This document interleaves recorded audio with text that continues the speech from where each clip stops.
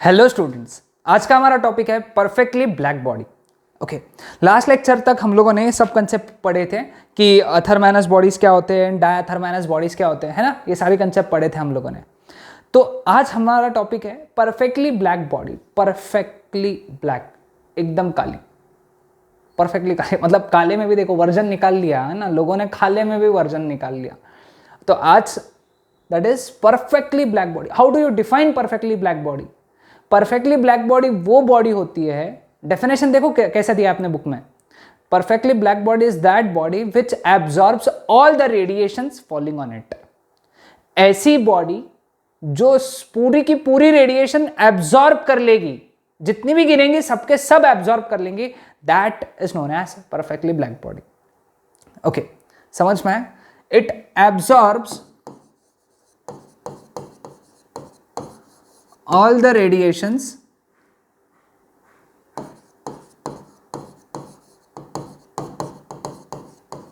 falling on it. Okay, समझ में आया सबको ये चीज? दूसरा पॉइंट, फिर दुनिया में परफेक्टली ब्लैक बॉडी कौन सी बॉडी है? परफेक्टली ब्लैक बॉडी तो एग्जैक्ट कोई नहीं है, but lamp black can be considered as perfectly black body. Lamp black यानी क्या होता है? काजल होता है एक्चुअली, काजोल नहीं, काजल है ना। काजल, लैम्प ब्लैक यानी क्या? वो दिया होता है ना, दिया, दिए के ऊपर अगर तुम ऐसा कवरिंग रख दोगे तो दिया क्या करेगा? अंदर से काला कर देगा, है ना। उस कवरिंग को अंदर से काला कर देगा। ये जो काला अगर तुम उसको खुरद के निकाल दोगे, पूरा निकाल लोगे, तो वो रहेगा एक्चुअली लैम्प ब्लैक। उसको लैम्प ब्लैक कहते हैं, है ना। जो काजल होता है that is approximately perfectly black body. It absorbs 97% of the radiations falling on it. 97%, 97% तक के, यानी 100 जूल एनर्जी गिरी तो 97 जूल एब्जॉर्ब करेगा। 3 जूल इधर उधर क्या है? ट्रांसमिट हो जाएगी, मतलब रिफ्लेक्ट हो जाएगी या ट्रांसमिट हो जाएगी, कुछ भी हो जाएगी पता नहीं, लेकिन ये हो जाएगा, किधर भी जाएगी, लेकिन 97 एब्जॉर्ब होगी, 97% एब्जॉर्ब होगी, है ना। तो ये इंपॉर्टेंट है। और कोई तरीका है परफेक्टली ब्लैक बॉडी बनाने का? हाँ, एक यूनिफॉर्म टेम्परेचर एनक्लोजर लेना है।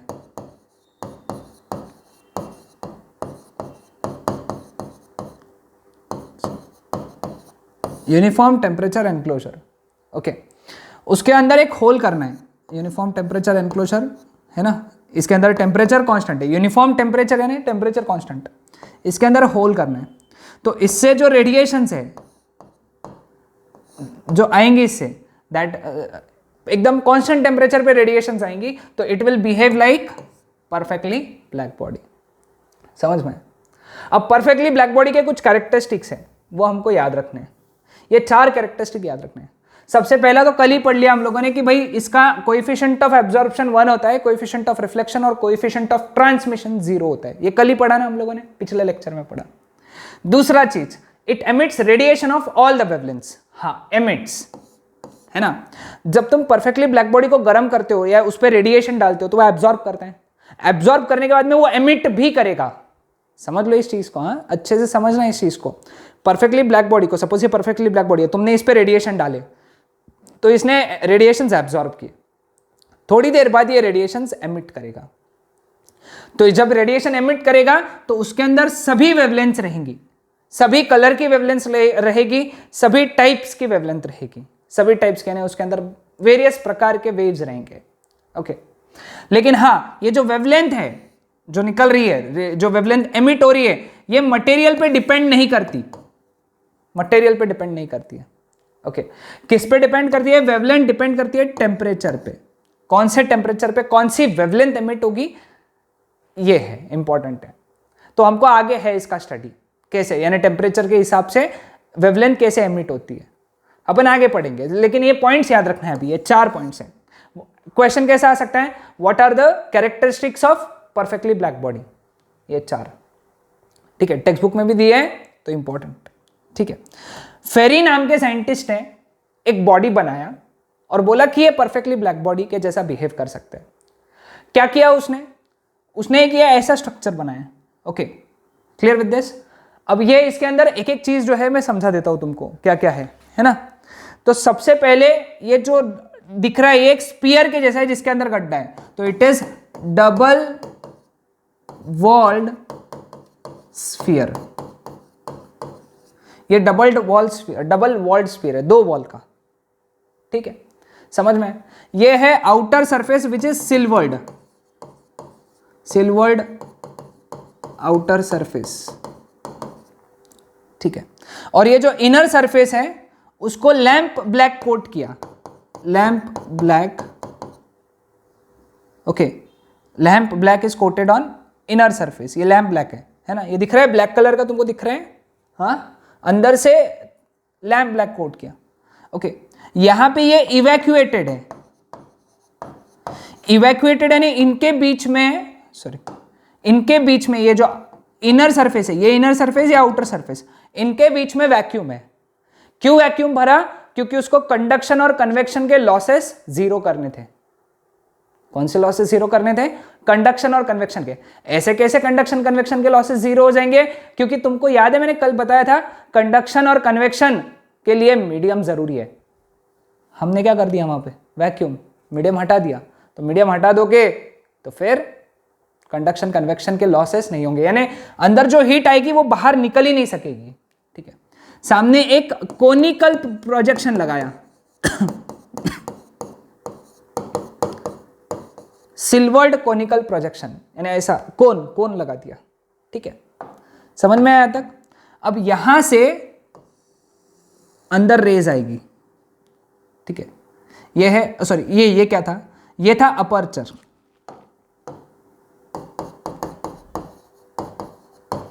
अपर्चर यानी छोटा सा गड्ढा रखा उसमें।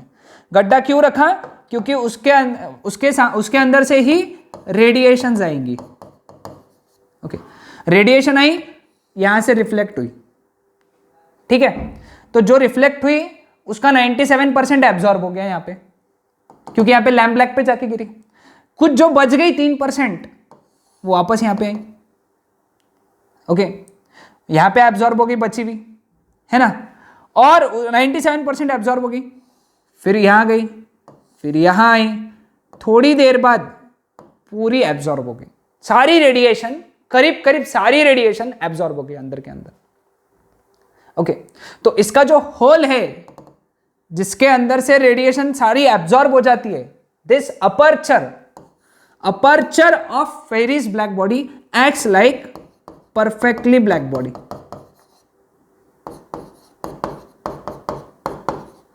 इसमें कौन परफेक्टली ब्लैक बॉडी के जैसे बिहेव किया? ये अपर्चर, क्योंकि इसने एब्जॉर्ब किया, सब अंदर एब्जॉर्ब हुआ, वो लैम्प ब्लैक ने किया, लेकिन इसके अंदर एब्जॉर्ब हुआ ना, इसलिए ध्यान में रखना, ये एमसीक्यू के लिए इंपॉर्टेंट है। The aperture of Ferry's black body acts like perfectly black body. आसान था ना वर्किंग इसका? हाँ, तो ये डायग्राम इंपॉर्टेंट है, ये क्वेश्चन इंपॉर्टेंट है बोर्ड के पॉइंट ऑफ व्यू से, आ सकता है बोर्ड्स में, okay. Clear with this? Next, cavity radiator, okay. Cavity radiator क्या है? कैविटी रेडिएटर एक ब्लॉक ऑफ मटेरियल है जिसके अंदर एक छोटी सी कैविटी है। एक्चुअली यही है कैविटी रेडिएटर, ओके। ये क्या है? ब्लॉक ऑफ मटेरियल जिसके अंदर छोटी सी कैविटी है। ये कैविटी तो है, ओके, क्या है? कैविटी, ठीक है। हाँ, इसकी इनर सरफेस और आउटर सरफेस को अपन ने एक स्मॉल होल से कनेक्ट किया है। Small hole is drawn between inner surface and outer surface. Outer surface और इनर सरफेस को एक स्मॉल होल से कनेक्ट किया। अब जितनी भी रेडिएशन ये होल पे गिरेंगी सारी की सारी एब्जॉर्ब होंगी अंदर के सरफेस में। So this hole will act like black body. Hole किसके जैसा एक्ट करेगा? ब्लैक बॉडी के जैसा, ठीक है, समझ में? Clear with this? अब ये जो रेडिएशंस रहेंगी, कैविटी रेडिएशंस, इन रेडिएशंस को हम लोग बोलेंगे कैविटी रेडिएशंस, है ना, जो उसके अंदर एब्जॉर्ब हो जाएंगी। अब हम लोग उसको क्या बोलेंगे? कैविटी रेडिएशंस, है ना। तो कैविटी रेडिएशंस किस पे डिपेंड करेंगे? सबसे पहला ये डिपेंड करेंगे सिर्फ और सिर्फ, जो डिपेंड करेंगे ग्रीन से लिखते हैं, टेम्परेचर ऑफ कैविटी पे डिपेंड करेगी। कैविटी के अंदर कितना टेम्परेचर मेंटेन हो गया है उसके ऊपर डिपेंड करेगी कैविटी रेडिएशंस, है ना। कैविटी रेडिएशंस डिपेंड करेंगे टेम्परेचर ऑफ कैविटी पे, ठीक है।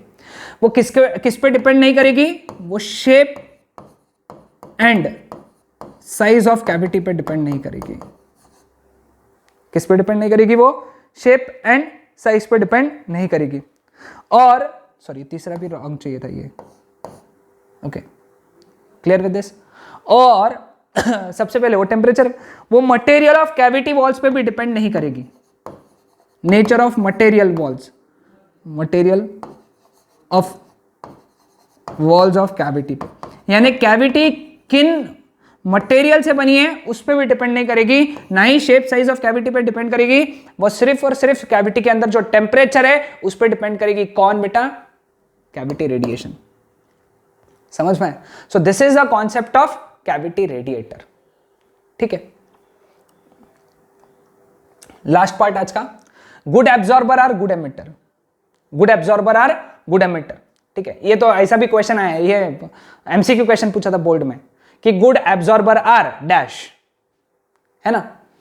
तो देखो, अब इसको तो क्या है, ये देखो रियल लाइफ में कैसे समझना। देखो, जो क्लास के अंदर सबसे ज्यादा, लेक्चर्स के अंदर जो सबसे ज्यादा ध्यान देगा वो उतना ज्यादा एब्जॉर्ब करेगा, है कि नहीं? और उतना ही ज्यादा एग्जाम में अच्छा लिखेगा। यानी जिसने अच्छा एब्जॉर्ब किया ज्ञान लेक्चर से, उतना ही अच्छा ज्ञान वो लिख सकेगा, एमिट कर सकेगा पेपर में। जो टाइम पास कर रहा है, जो एब्जॉर्ब नहीं कर रहा है, वो पेपर में कुछ भी नहीं लिखेगा।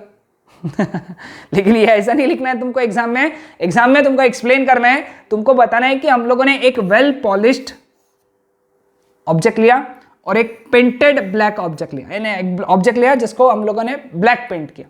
दोनों का नेचर ऑफ मटेरियल सेम था, एरिया भी सेम था और टेम्परेचर भी सेम था। ठीक है, अब दोनों पे रेडिएशंस गिरे।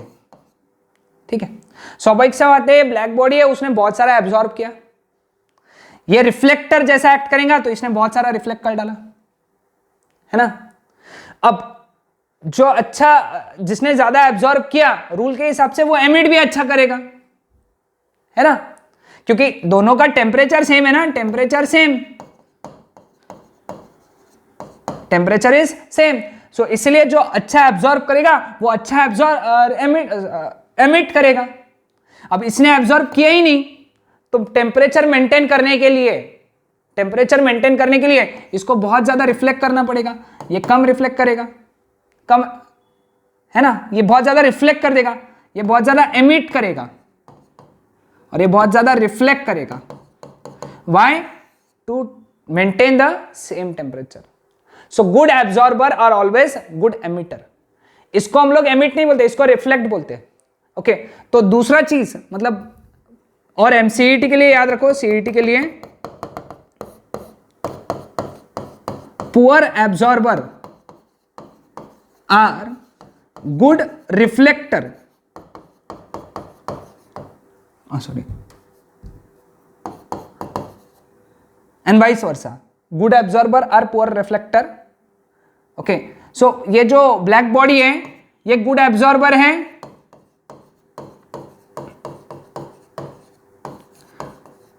गुड एमिटर है, पुअर रिफ्लेक्टर है। एमिशन और रिफ्लेक्शन में बहुत फर्क है, एमिशन और रिफ्लेक्शन में बहुत फर्क है। ओके, क्या फर्क है हम लोग आगे के लेक्चर्स में देखेंगे। तो ये सारे क्वेश्चंस आज पढ़े हम लोगों ने। ओके, इसको अपने नोट से और अपने टेक्स्ट बुक से टैली करो और अच्छे से सारे नोट्स बनाओ।